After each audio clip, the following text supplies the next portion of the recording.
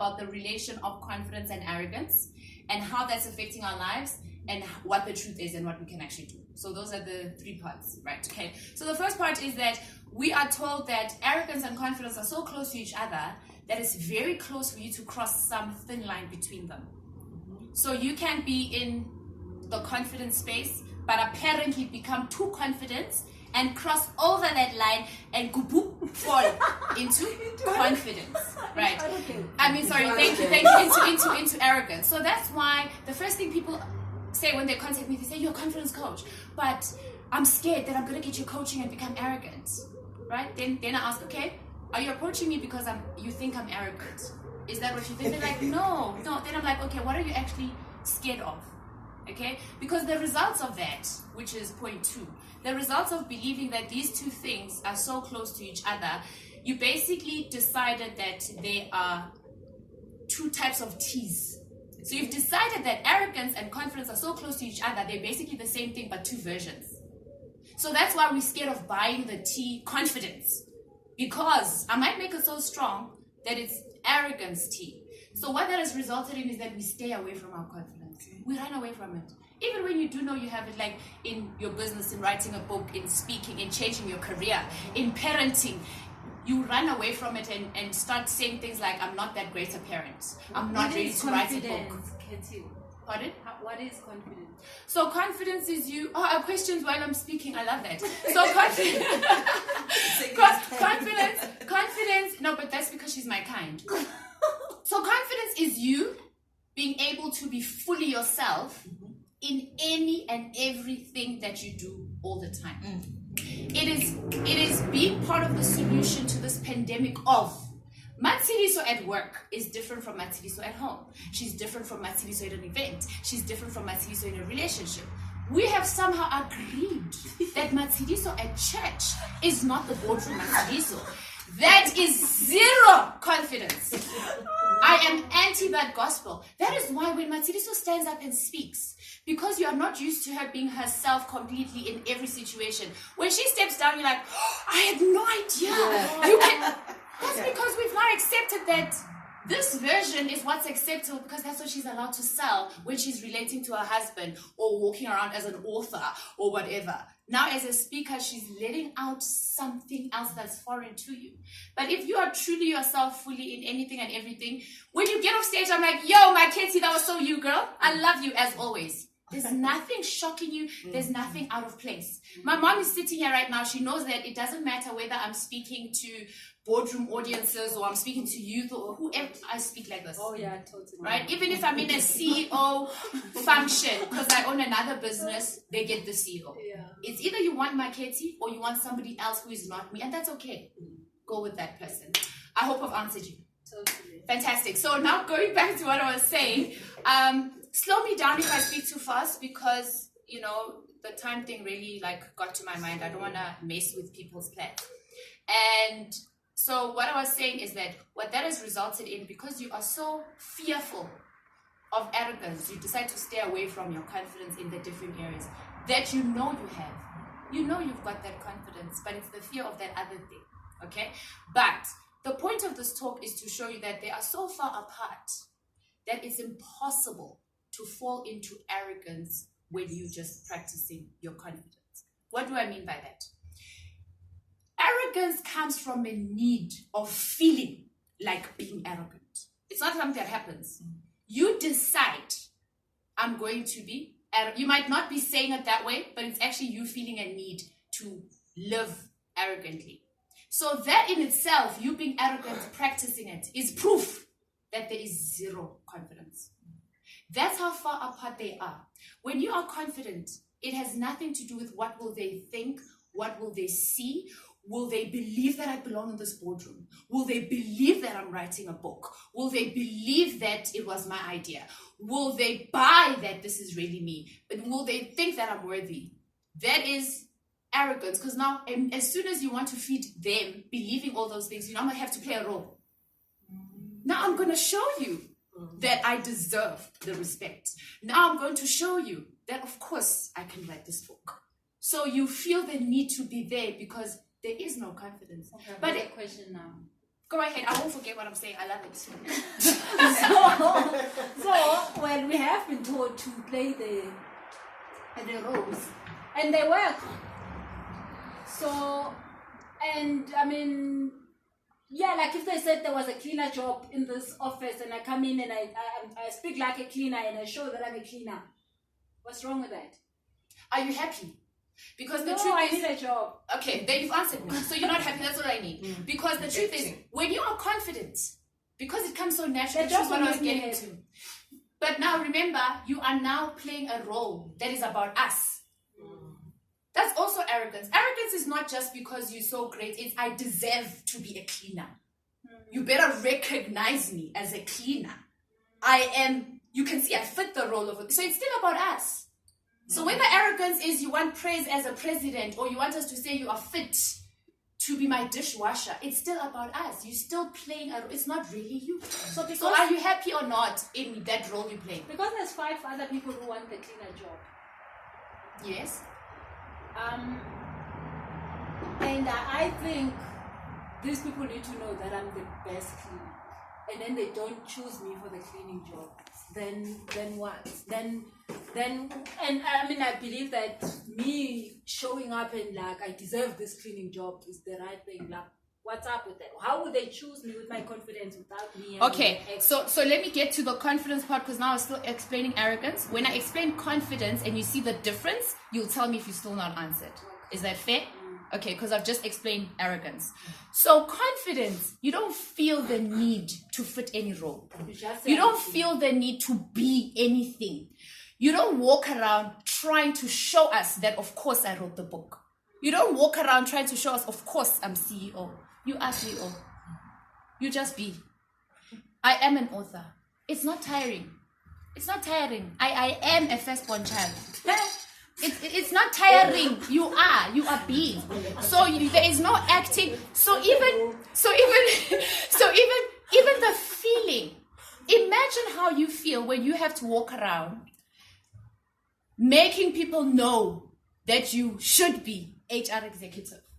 It's tiring. Whereas if you just are an HR executive, it's a different energy altogether. You are relaxed. You feel at home. You are yourself. So that's what we're doing now. Going back to your cleaner question. How are you feeling? That's all that matters to me. That's why I call myself an advocate for happiness. What's the point of being a cleaner if you have the second job of showing us that you deserve to be a cleaner? Rather be happy and be a non-cleaner and be the shoe polisher who's just being.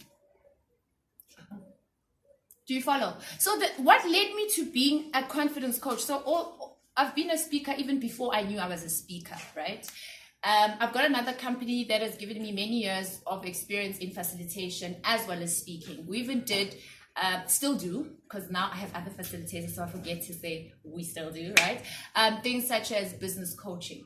So how I landed up in confidence coaching is that I am a very big fan of you learn through doing. I think you would remember that from your groups, that's what I was always talking about. I did it, guys. It's happening. Let's do. It's exciting, right? So then I would start hearing people saying, you are so yourself. How do you do it? Wow, I admire how you are you. And I start asking the question, you just met me for the first time today. All I said to you was, hi, I'm so happy to meet you because I love meeting strangers. I'm Makhethi. Let's have a fabulous time at this event. So what do you mean I am so me?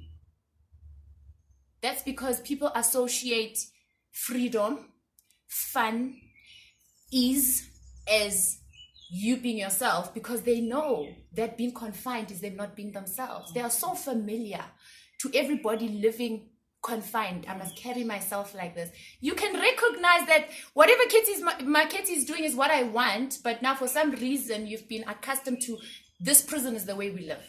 I get there, I behave this way. I get there, I carry myself this way. So how I landed up in being a confidence coach is because when people are asking these questions, I'm answering them, they're applying them, then they're doing it, and it works. They come back with testimonies. I'm like, this is what my coaches are doing with me, right? So I'm actually coaching these people, and it wasn't difficult for me to find out which area to specialize in coaching, because the people's feedback was telling me what I'm already doing, being myself fully. This confidence thing. How do you do it? Again. No worries. How much time do I have, host? 10 minutes. 10 minutes, thank you. So when a person says say be nice. So let's just, I'm not a morning person. So you know what? In the morning, probably if I had the chance to not say hello to anybody, I wouldn't. Not because there's something wrong, just that I don't have the energy. So when you're thinking, I need to be here and be nice and say hello to people, what are you doing there? Okay, so who feels that Busi must get there and be nice to us? Me. Okay. So why is that something for us to fix?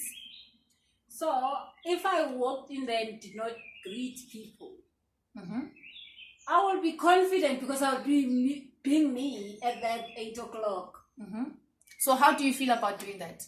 Bad. Okay, so then that's your answer. That's your answer. You need to grip your That's your answer, because if you walk in there and you decide I'm not going to greet them because I'm not a morning person and I feel okay about that, then that's fine. The issue is how you feel about it. If you feel bad about it, then you do something about it. But then they then think I'm not a nice person.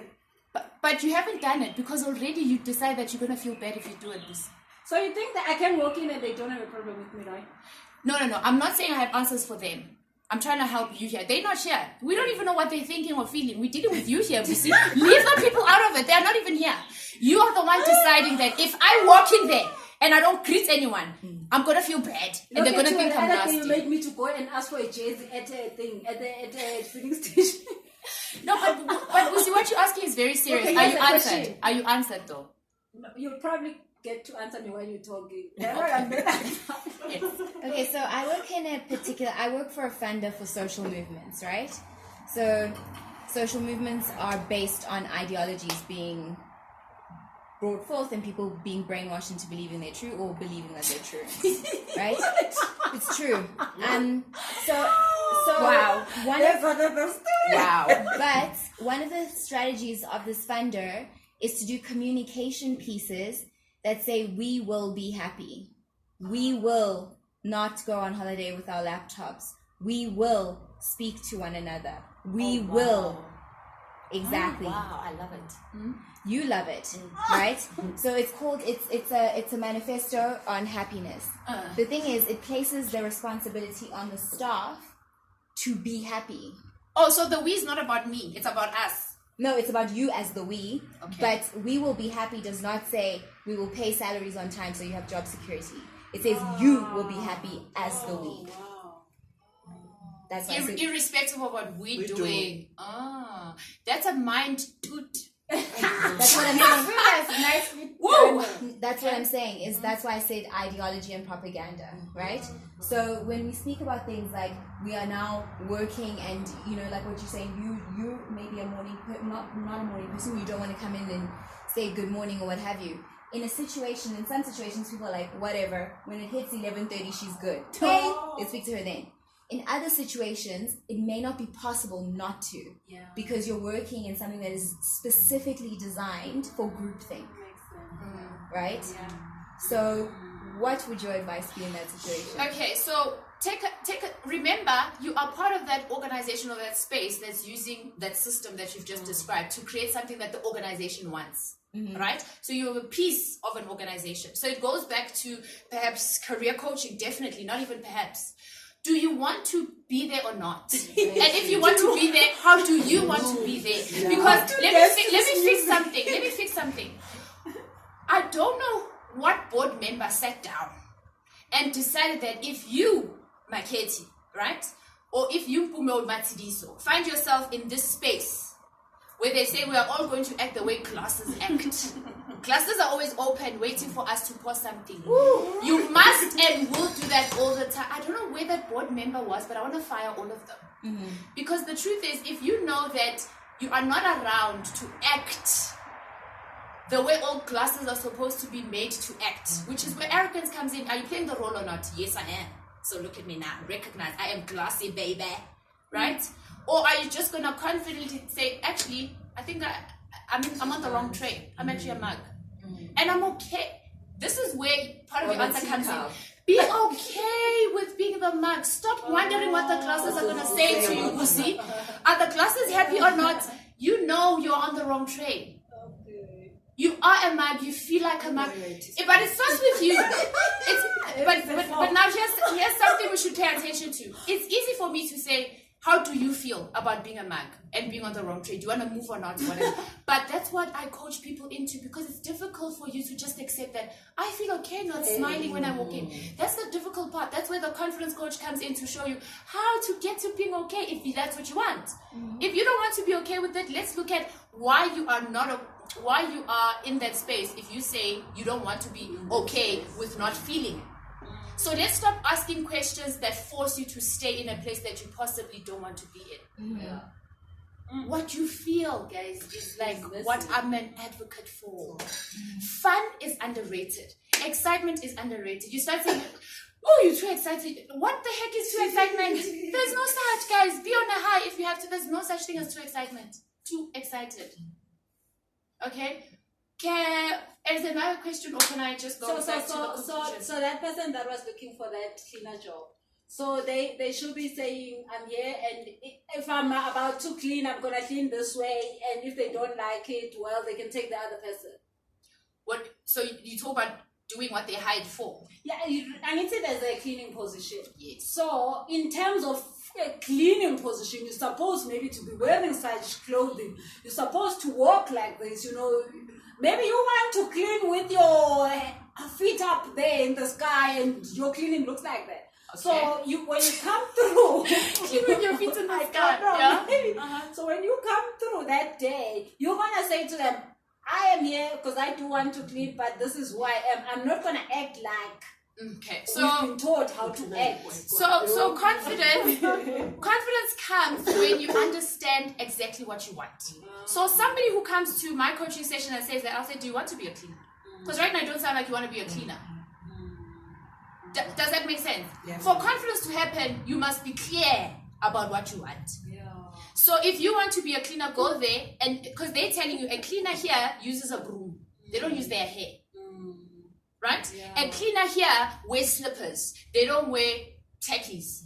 So do you want this thing they are defining? Remember, you want to be this thing they are defining. Do you want it or not? Okay. Be clear. So if you don't want to be a cleaner with a mop here, if you don't want to be a cleaner, go somewhere else. Exactly. If you don't want to say hello and we say you should say hello, go somewhere else. But now, for you to be okay with going somewhere else, you must understand that how you feel is everything. Or else you won't understand that wanting to go somewhere else is okay. And also wanting to stay here is okay. But don't stay here. Broken record stuff. But everything that I'm saying, it's at first when I'm talking to potential clients, it sounds like a theory until you walk the walk. Because as coaches, it's only when you are coaching us that light bulbs comes. I mean, Busi has had a lot of WhatsApp from you. I'm like, that's what you meant when you said that, and she forgot she said it. I'm like, you actually said this, but now that I'm yes, I get it, right? So it takes work, process, a lot of fixing this. So you end up asking questions that help you. So arrogance is not actually what we thought is about. That's why Makhethi's famous quote, go quote me guys, all over the world, is arrogance is proof that there is zero confidence. So, they are that far apart. Okay. Yeah. So in closing, you do not want to fear your confidence just because you're scared that you fall into something that is impossible to fall into if you are just being yourself all the time. Yep. Thank you.